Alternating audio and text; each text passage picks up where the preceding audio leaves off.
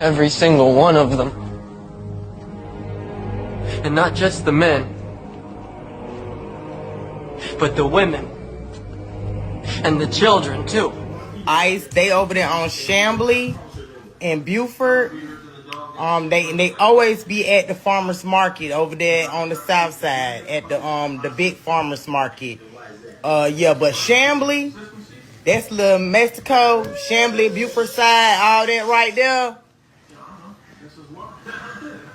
Oh, they always be at the gas stations too. All the gas stations, QT, they be at the QT when you get off on is that Turner Hill, the one that's over there by the Six Flags? What exit is that? Them all the Mexicans be outside. What them Riverside Drive, like right before you get to Six Flags, you get off on that exit and that QT when you turn to right and the QT on your left hand side. Oh, they over there too. All the time. And then on the east side, you get off on South Harrison, North Harrison, and you go over there to the gas station, like almost to the highway. Oh, they at that gas station right there too. Always on the corner, always on the corner, always on the corner.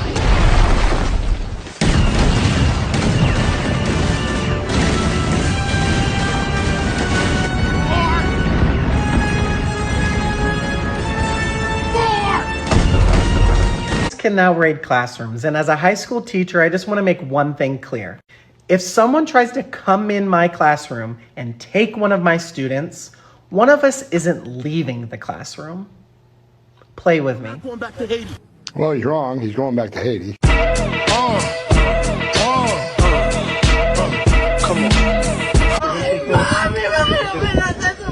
Another one? I just put my report. Go ahead. You know me? Do it. I got a video. Send me later. I'll send a video.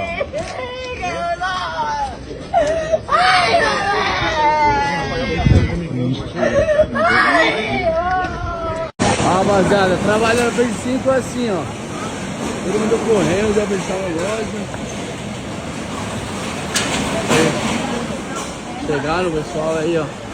Fechando. Nada louco, mano. Quem trabalha igual louco. Olha como tá correndo. Você é louco, pai. Que Maria. Corre, corre! I'm not going to make this very long. I'm going to make this relatively short. The Dow is only off a few, not very much. It's off only a couple hundred points away from its high. It's right now at 44,713, while its high for the 52 weeks has been 45,073. But some of you may have noticed that Nvidia took a massive drop today. It's been, I think it was basically $20 to $30 per share. And I noticed myself, I lost a huge amount of money, which I'm not going to panic. I'm not going to sell or anything.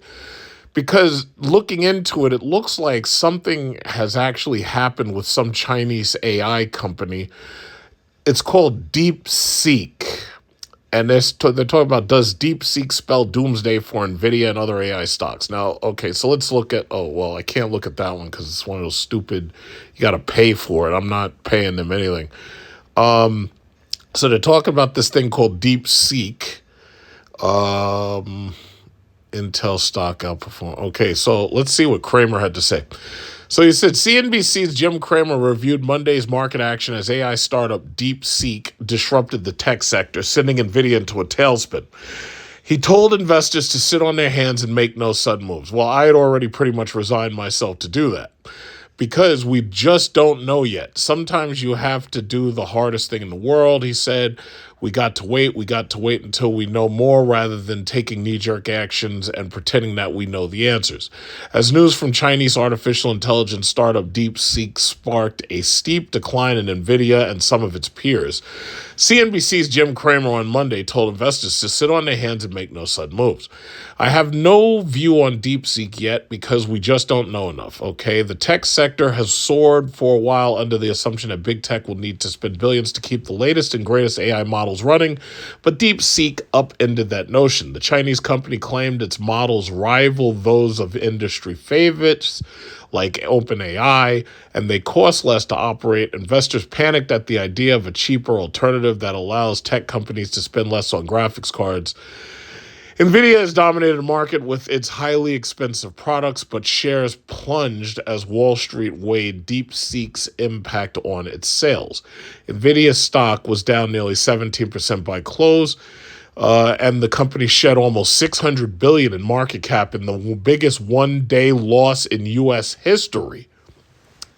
Nvidia's fall reverberated through other sectors, including energy names charged with helping build out an enormous spread of data centers needed for AI. Cramer named stocks that saw losses today, but noted that many were overheated, including Constellation Energy, Vistra, and GE Vernova. According to Cramer, these DeepSeek revelations happened so quickly that many analysts didn't even have time to assess the situation.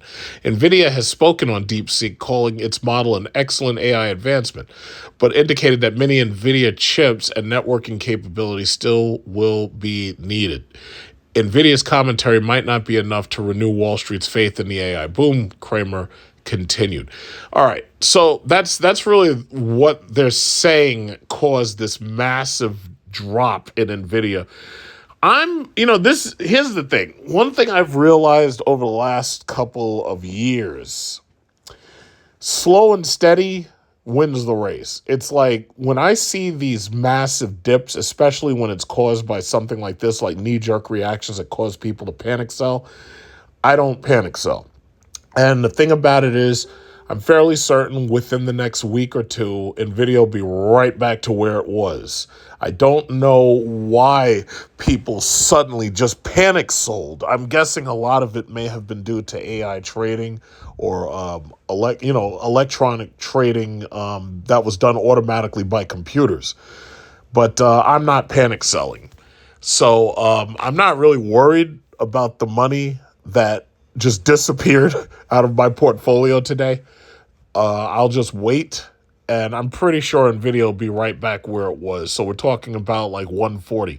Now, the reason why I say that, and that's not really even wishful thinking, the thing about it is there's a lot of people, a lot of young incels, girlfriendless, wifeless men who are about to line up to buy Nvidia's graphic cards. Nvidia, as you know, I had been telling you about what was coming. On January 6th, Nvidia showed off their new graphics cards. Jensen Huang came out there and he showed off all these new graphic cards and these new chips that were built for these graphics cards. So they're called the 5090, 5080, and 5070. And the thing about it is, I had no idea that these things were going to be as expensive as they're going to be. So basically, the cheapest card is supposed to be the 5070, and it's a little bit less than it's a little bit less than about $600. I think it's like $500. It's between $500 and $600. Depends who you're buying it, who makes it, because different card makers take the chips and then they make different cards and they add stuff and take away stuff, so forth and so on. So they're saying that the lowest of the cards that's coming out, and this is on Thursday, by the way, the 30th, the lowest one is supposed to be able to rival the performance of the last generation's most powerful card, which was the 4090. So they're saying the 5070 is supposed to be more powerful than the 4090. They're using AI in order to create faster frame rates. They're using AI in order to do noise cancellation. And of course, they're using AI for what's called ray tracing, where they use this artificial intelligence in order to create shadows, lighting effects, and so forth and so on. The top card, however, is what's called the 5090. And this thing, I don't understand what makes them think that it's okay to go this far up market. But basically, this card, it's a video graphics card, which is basically supposed to allow games to be played in the higher settings to make them look better, specifically in 4K resolution if you have a 4K gaming monitor. But this graphics card starts at $2,000. And I was looking at some of the manufacturers, the third-party manufacturers. The Nvidia card is $2,000, but some of the third-party cards, I'm thinking of the Astral Overclock. This thing goes up to $2,800, and I'm thinking to myself, who's going to the Micro Center or Best Buy or whatever and who's about to drop $2,800 on a video card just so that they can get a few more frames per second to play games? It's mind-boggling when you really think about it. Like, you think about the video games that we currently have. These games range anywhere between, let's say, $10 to $100 for like games that are digital downloads that you keep downloading more and more downloadable content for. But anyway, you got these games. These games are maybe $10, $20, $30, $40, $50, whatever it is. But you have to buy a video card to play them on your computer. And in this case, you're about to spend over $2,000, maybe even $3,000, because if you buy the one that's $2,800, the tax is going to push that past $3,000. You're going to be spending at least $200 on tax. In fact, you're going to spend probably $300 on tax. But I'm like, we're spending $3,000 to play $30 games? $2,000 to play $30 games? You know, and what's funny to me is the video games that have been released are really lackluster. Like, they've been talking about how woke gaming, like they've been hiring DEI hires women specifically, and they've been ruining games by injecting bullshit into them, such as all types of LGBT nonsense. They've been injecting this shit into these games. So meanwhile, you turn on your game and you just want to play a game about just running around shooting people. But now there's a female character and she's got to tell you about how mean her father was to her and why she became a special agent. And you're like, wait a minute. All I wanted to do was just play this game. It's like, I don't care about your background. Like, what the hell is this? It's like even like with most of these games, it's like they've been interjecting all of this shit into these games that you did not sign up for. You know, it's like The Last of Us Part 2. Like you gotta have this massive backstory about a transgender boy or something like that. And I'm like, wait a minute. It's like all I wanted to do was just, run around shooting people and running away from people with fungus on their head. It's like, why are you telling me all this? And that's the thing. They've been saying, I think about even my favorite games. I think about Crysis, the series, right? The first Crysis was very, very, very simple. You're a special forces soldier, U.S. You have a nano suit, which is basically body armor. And they drop you into a place where there's a lot of North Koreans, and your job is to kill all the North Koreans and to take over the area. That's basically it. That's the story. Your fight. It's you versus the North Koreans. It's just that simple.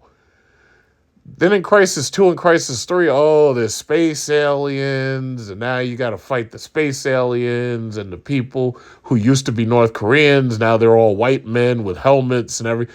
And I'm like, oh my God, this is stupid. And even with Far Cry, they've ruined everything. And I'm just saying that to say that these games are lackluster, but you're about to pay $2,000 and $3,000 just to play them on higher settings. It just doesn't make any sense.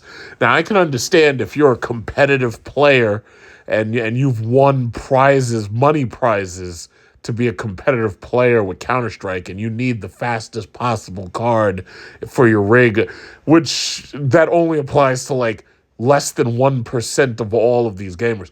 These dudes are about to go out. They're about to take out their credit card. They're about to go blow thousands upon thousands of dollars on this graphics card. Now, me personally, I'm not being hypocritical. I'm going to get the new 5090. But for me, it's more about business and work. Like, for instance, I have a full plan about how to use it for business tax deductions. So when I buy the computer, first of all, I'm going to try to save money on the built computer by, leveraging business use in order to get like special discounts. I'm going to get business tax credits off of it. I'm going to probably use a specific credit card so that I get rewards points off of it, because you're talking about maybe a $4,000 or $5,000 computer. But for me, it's an investment. It's an investment into like the next 10 years. For these kids who are buying this stuff, it's not really an investment. It's just a new toy to have. So that's the thing. And, it's also funny. Valentine's Day is coming up. And a lot of these women are complaining. And since, Congress doesn't have the balls to get rid of TikTok, the women are complaining about, not going on dates and the men not taking them on dates and blah, blah, blah. And I think it's funny that these dudes are about to go spend $2,000 or $3,000 on a video card, yet they won't take these chicks on a date where it might come out to $50 or $60 per person. I just think that's hilarious. So, that's where Nvidia is basically. The other, the AI-related techs like AMD, TSM, yeah, they're a little down for right now, but I'm not really worried about them. Tesla, I was a little disappointed in, but I'm not surprised that over the last month, Tesla has gone from $488 to like slightly below 400 at $397. Some people are going to say it's because Elon Musk is acting like a Nazi and stuff like that. And some people say it's because, see, here you go. It says Elon Musk is putting Britons off buying Teslas. I was thinking about the fact that when I was at the charging station, I was thinking about the fact that just about everybody who buys any electric car, doesn't matter if it's a Tesla or not, they are going to get that Tesla adapter, and they're going to ultimately end up using the Tesla supercharger network. So Elon Musk wins no matter what.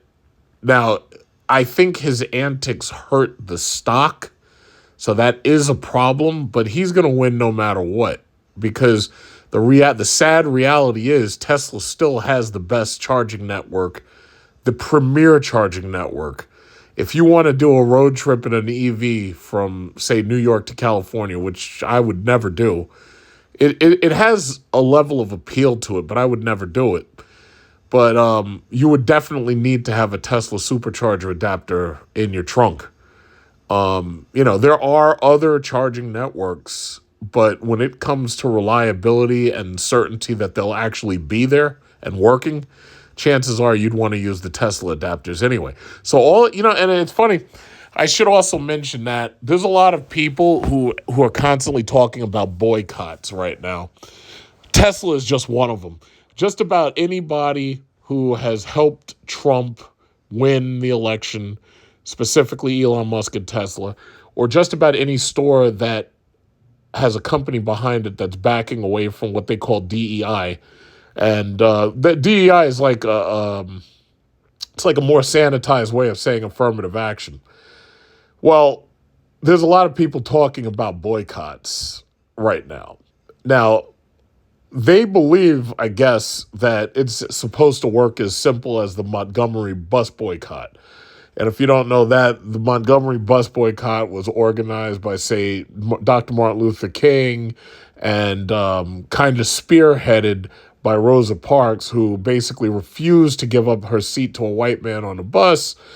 Also, one of the things that they don't teach you is the fact that the buses, they would make blacks get on the back of the bus, and when you'd pay at the front and go to the back, they would just drive off and you'd lose your money. And they would do that as like a joke, a running racist joke. So some people think that boycotts are going to work. And I personally do not think that boycotts are going to work in this case. You're dealing with multinational corporations. Most of the products that you typically buy or need, for the most part, you can't really substitute them for anywhere else. some people say, oh, yeah, well, we should just buy from certain distributors. But I would argue that most of those distributors are basically using arbitrage in order to even have their product in the first place. If you boycott Walmart and go to Tesla, what is it called? Target instead. Like, I know people who boycott Walmart because they claim that they don't like how Walmart treats workers and all this, and they go to Target instead. Well, Target has openly said, yeah, they're backing away from DEI. So now, in my opinion, I'm like, okay, you thought you could trust Target. You boycotted Walmart. Now Target basically showed their true colors and said, fuck that shit. And they said, yeah, we're going to get rid of DEI. So now where do you go? So now they said, oh, well, let's go over to Costco. And then I'm thinking to myself, it's like, are you people stupid? It's like, didn't the last couple of corporations show you their ass to kiss? And you just don't get it, do you? It's like all of them are going to do whatever they feel is right for their profit at the time. You trying to boycott at this point doesn't make any sense because now you have nowhere to buy the products that you need or the products that you typically buy. It's like if Costco suddenly said, yeah, we're going to abandon DEI too, then where are you going to go? BJ's? BJ's doesn't carry as much product as Costco has. I don't think that's going to work. I think the smartest thing that people can do, and by the way, these boycotts are coming up for various reasons. It's not all about race and DEI. In some cases, some of these people are pissed off that Trump's immigration raids are happening, and they're like, oh, well, I'm going to boycott anybody who I'm like, you know what, like, at the end of the day, you still got to pay your taxes. You can't boycott the government. It's just like these people who were claiming that they refused to watch Trump's inauguration. It's like, you can't boycott your government because you got to pay taxes. Because the bottom line is, if you don't pay taxes, a flashbang is going to come through your window and men with AR-15s are going to come up in there and come get you eventually. It may not happen immediately, but eventually they're going to come get you. IRS ain't playing that shit. The only way you can boycott is to pack up all your shit and leave. Now, that you could do, but most people can't afford to do that. Most people can't do that. Most people, it's not like for example, if you, like I've showed you these countries that have said, hey, if you want to come here and live, we'll let you come here and live. Sardinia, Japan, they've got these houses that nobody wants to live in. They've got these areas that nobody wants to live in. And they're offering young millennials, they're like, hey, if you come on over here, you can get a house for $10,000 and we'll even help you. We'll give you like $15,000 and you can bring your pension or whatever and you could live over here. Nobody wants to live in fucking Sardinia. Like, nobody wants to live in Sardinia. It's like, yeah, people just don't have the options that they think they have, you know? In my opinion, boycotting ain't going to help you. In my opinion, you're better off doing your best to save money while shopping for things that you absolutely need, but doing it in a way where it's beneficial to you rather than beneficial to the company.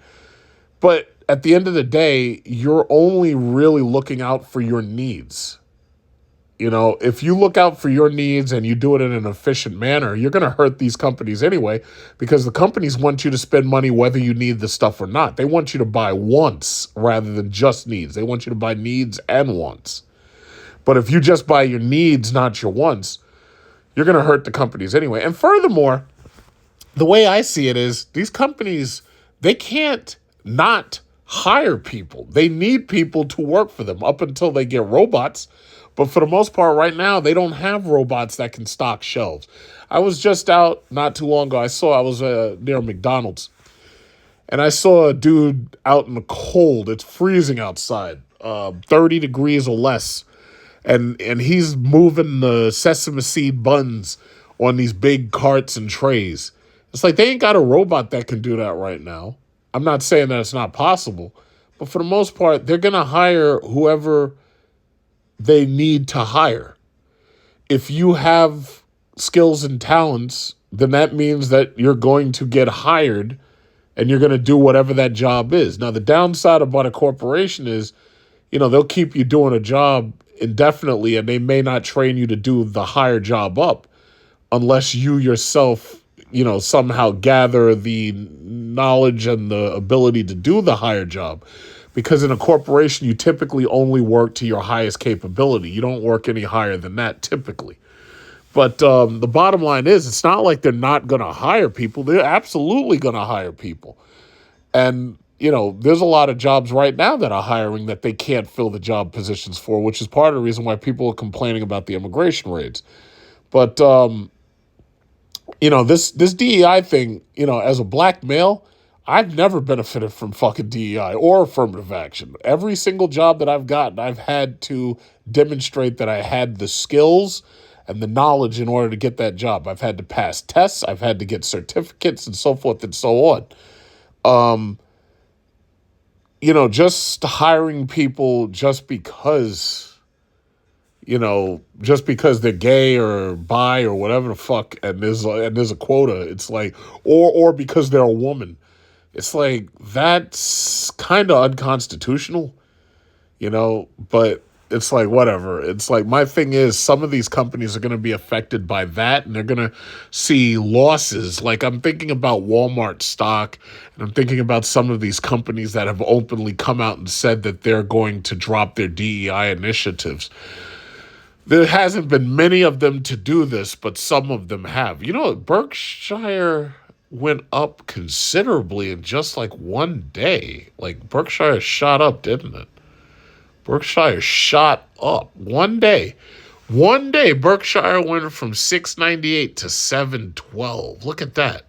One day. And I was looking at that the other day because I own shares in Berkshire. I was thinking about that. I was like, wow. It's amazing. But, yeah, that's the thing. And even Bitcoin went up. It was 98,000. It's 101. It's, it's settled around there. I saw Ethereum went up a little bit. Trump is supposedly passing pro-crypto legislation. I see XRP is back to $3. It was below $3 for a while. Yeah, my only thing is, I personally believe if you're building a portfolio right now, the best possible thing that you can be investing in is the banks and credit cards. You really can't go wrong with those. Banks and credit cards pay dividends. Oil companies, they also pay dividends. But banks, credit cards, oil companies, they pay dividends, and you can build a portfolio using those stocks because they're not very expensive. So that means that per share you get a little bit of a dividend, and as you put more money in, as you invest more money, it allows you to build up your portfolio. Like, what is it? Discover, Visa, MasterCard, American Express. They've been doing very well, especially MasterCard. And because Americans are so willing to go deep into credit card debt, like, for example, what I just mentioned about these dumbass kids going out to buy these fucking video cards, and that they're not paying on cash. They're using credit cards to buy this stuff. And they'll be making installment. See, what's crazy about it is, and I've made videos waiting online for this stuff myself. The scarcity. What they do is they manufacture scarcity in order to get you to pay whatever they want you to pay at that line. If the $570 video card runs out, then you're going to end up having to be forced to buy the $1,000 video card, because the only other option is that you leave empty-handed. Most people ain't going to leave empty-handed. Now, what happens if the $1,000 and the $570 video card run out of stock? Well, you're going to be left with nothing but the $2,000 and the $2,800 video cards to buy. Those people ain't leaving empty-handed. They will put anything on that credit card, and then they'll be in a mental state where they can't give it up, and they'll just try to live with it, and they'll say, you know what, I'll just pay down the credit card. So they end up with credit card debt. And I've taught you numerous times on my channel to stay out of credit card debt to the point where you don't pay interest.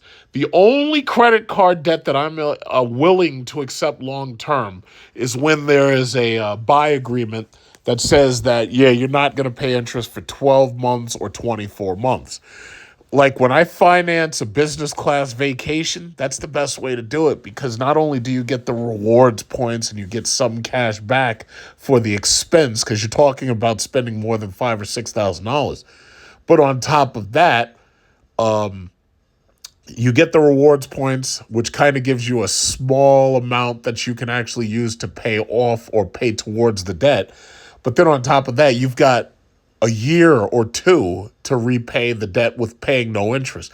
And that's the main point, to avoid paying interest. If you avoid paying interest, then you've won. But most of these dudes, they're going out and they're going to buy this stuff and they're going to end up with high interest credit card debt. That's what you absolutely want to avoid, because whether you're building a dividend paying stock portfolio or a bank account that pays it high interest, if you are in high interest credit card debt, that's going to eat up whatever your gains are. You're not going to have any capital gains because they're going to be eaten up by high interest credit card debt. So you really, really want to avoid that. You really want to avoid that. But I don't think there's really not much else here to really talk about. I personally think that the best way you can go is credit card stocks and bank stocks. You can't go wrong with those. Oil stocks, gas companies, Sunoco, Texaco, BP, Shell. Yeah, those are okay too. But going forward in 2025, I never made a video talking about New Year's resolutions because I usually don't make any New Year's resolutions.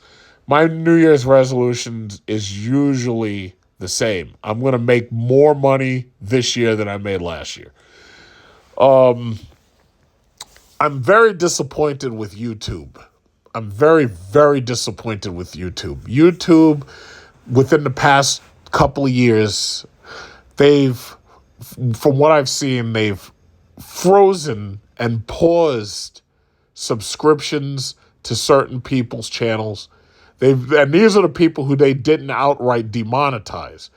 But something's wrong when you've got people who have over 1 million subscribers, and when they post a video, they're getting like fewer than 30,000 views. Something's wrong. The notifications are gone. I remember there was a time during like maybe 2020 when you'd publish a video, a notification bell would just pop right up. And you'd be like, oh, yeah, this person, I like their channel, and they just put up a new video, and I'm going to go watch it. Now, you have no idea when your favorite channels publish a video. When I look for some of my older travel videos or what I've made, it's like my name used to just pop right up, and I used to see my videos. It's like now they don't. And I don't know how much money YouTube is losing based on their practices. They've demonetized channels. They've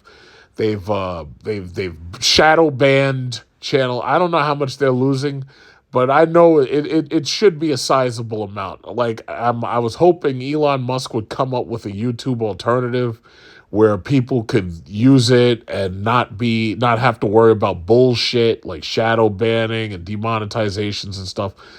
But right now, that option doesn't exist. And the reason why I'm saying that is because part of my, part of my investment strategy has basically been to put as much of the money from YouTube that I make into my stock portfolio by buying shares, specifically dividend-paying shares. And it was fun. I used to, actually want to make videos, but it's like now you almost don't want to make videos anymore. Like I used to make any video about SRT vehicles, for example, and they used to easily get 30,000, 40,000 views easily. Now I make these videos 1,000, maybe 2,000. And it's obvious that YouTube's fucking with us. It's obvious. So basically, certain channels, Marquise Brown Lee, some of the really, really big channels, Stephen Graham, for example, I've noticed that he barely makes videos anymore, and he's he doesn't get many views. Like the last time he got a decent number of views, it was when he made a series about California being destroyed by politicians. And then all of a sudden, his view count goes down. Those videos got a lot of views. But for the most part, I look at the other videos he makes, especially about financial advice, his views are down. And I personally, even though I think he won't say it, I personally am seeing it, and I'm pretty sure that what I'm saying right now is echoing exactly how he feels about it, even if he won't come right out and say it. I've looked at a number of other YouTubers, car reviewers, people who used to review cars regularly. A lot of their views are down. Some of them have millions of subscribers. Some of them have over 800,000 subscribers. Some of them have 300,000, a million. But their views don't match up to the number of subscribers they got. And here I am, struggling just to get to 100,000. And it really feels as if like the subs are just trickling in. The only time I ever am able to beat YouTube's algorithm bullshit is when I post a video that is so out of the norm or something that is following what's happening in pop culture. That's like the only time I can beat their algorithm. And then almost immediately you'll get a demonetization or an under review or something like that, and you'll have to fight the demonetization effort. And then as soon as that goes through, the views just stop. It's just very strange. So the sad thing about it is, the amount of money that I used to invest, specifically from YouTube, not from my other jobs, but the amount of money that I used to invest specifically from YouTube went down. And I noticed it went down because today I downloaded the 1099 form from YouTube in order, the numbers don't lie. You see exactly how much money you make. You see exactly how much you made last year. You can even use the calendar. You can see how much money you made before that. And the bottom line is, since they started this algorithm nonsense in 2020 with COVID and they started censoring everybody, it was obvious they were losing money because they even made a big point to say Google had lost a lot of money due to YouTube and their changes in policies. But, I don't know if things will change. What I do know is part of my strategy is not going to change. I'm going to continue to invest money that I make on the channel into stocks. And on top of that, I'm about to file taxes. And whatever I get from the tax return, I'm going to put at least half of that towards more stocks. Because the thing about it is, despite their nonsense and their craziness and their screwing people with their policies, there are ways around them. And that's one of the ways. Like, I don't know how many other people are making money on YouTube who watch my channel, especially like when I do bother to give financial advice. But I've made this clear before. I don't even like doing it because there's no point. These videos barely make any money. Like, I just made a video a couple of days ago talking about how parents were finagling their children's credit scores, right? That video still doesn't have 1,000 views on it. Meanwhile, I make a video about, cars and stuff like that, and those videos get a couple more views.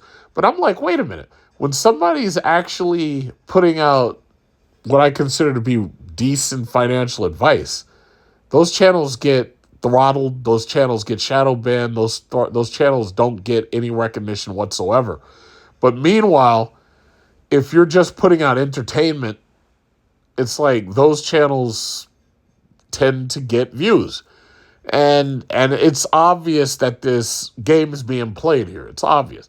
So I say all that to say this. I had to struggle to even bother to make this video because at a certain point, it's not fun anymore. Like, I was going to make another video this week when the Tesla Model Y, the new Tesla Model Y is coming here, and I was going to go visit it and make a video about it. And then I was thinking to myself, it's like, should I even bother to do that?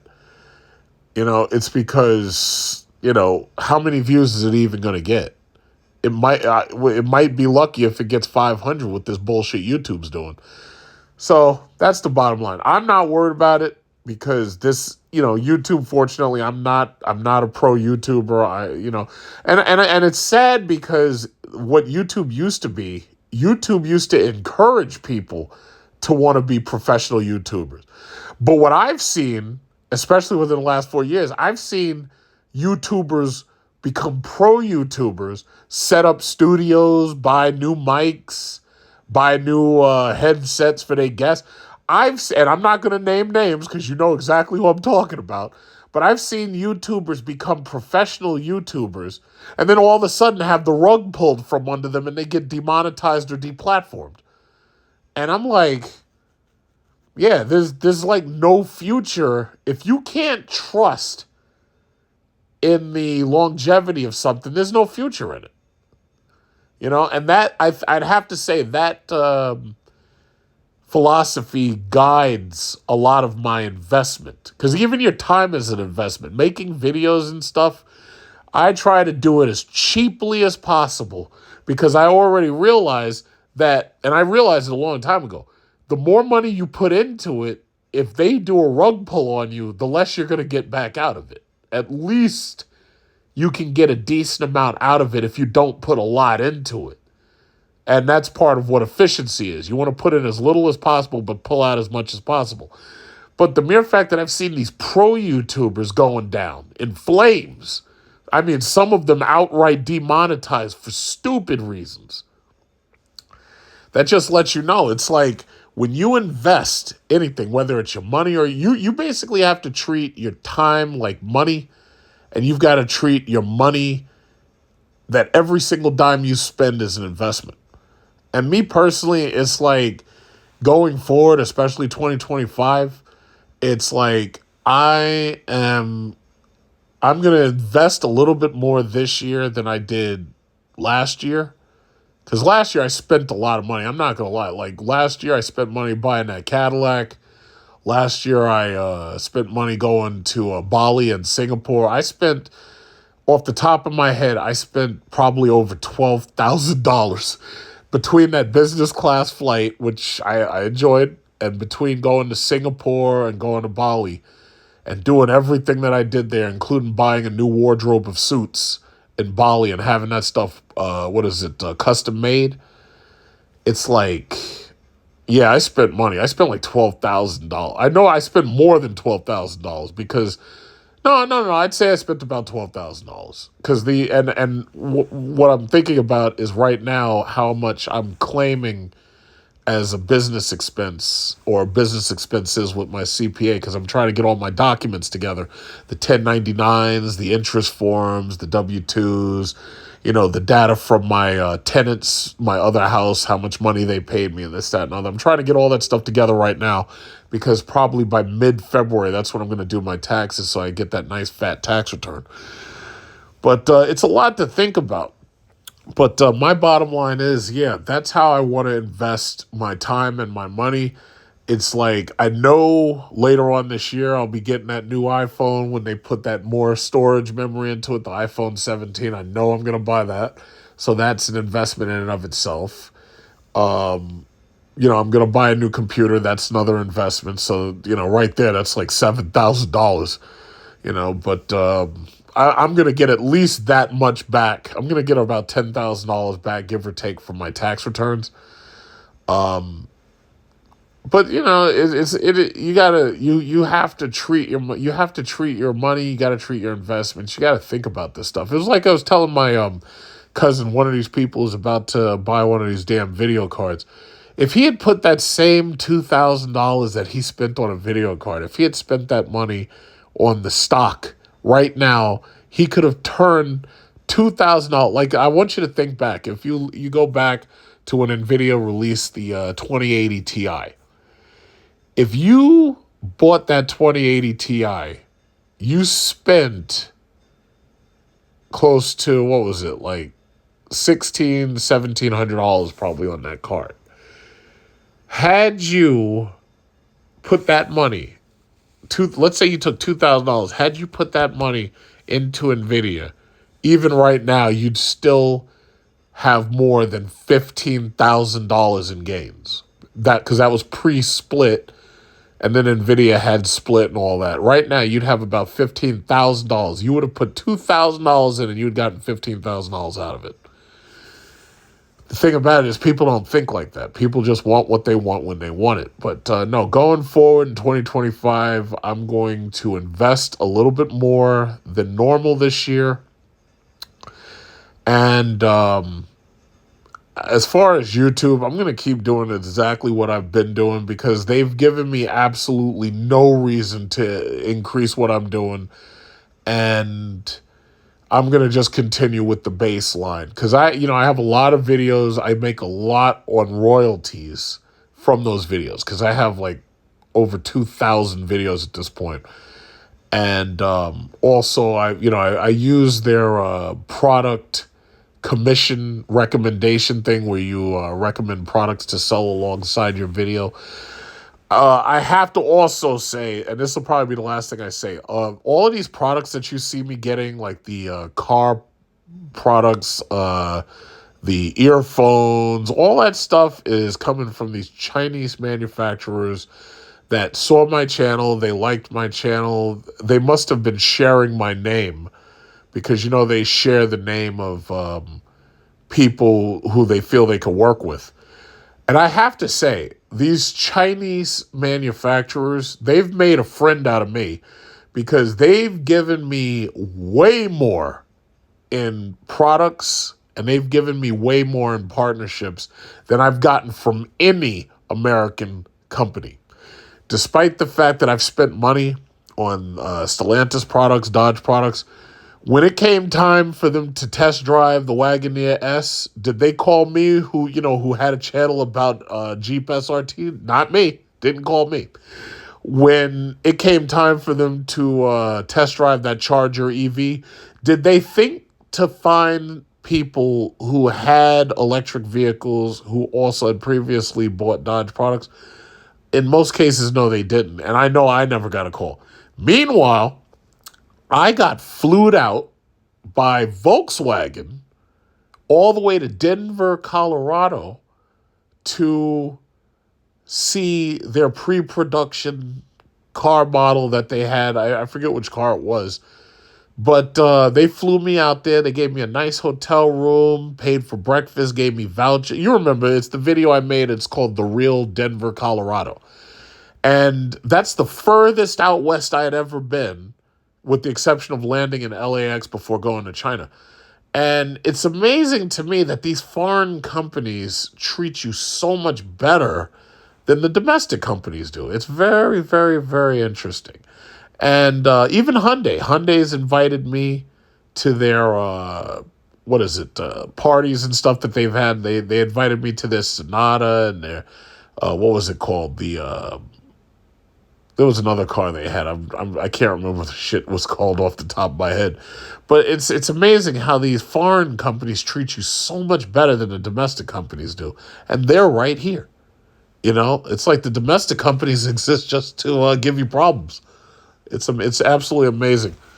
But when I invest, I'm going to invest my time and I'm going to invest my money in things that I absolutely know that I'm getting a decent return out of. Anything else, they can go to hell.